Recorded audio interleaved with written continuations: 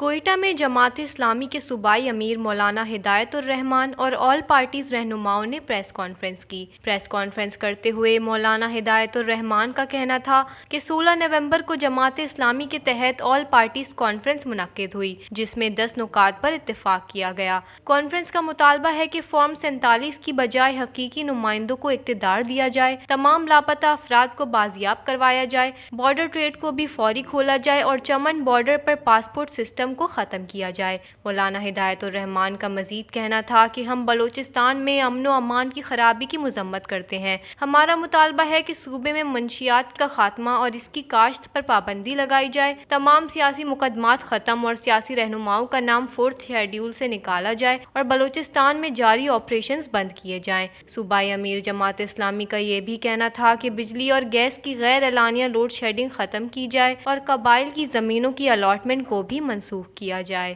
وش news, Quetta, Balochistan.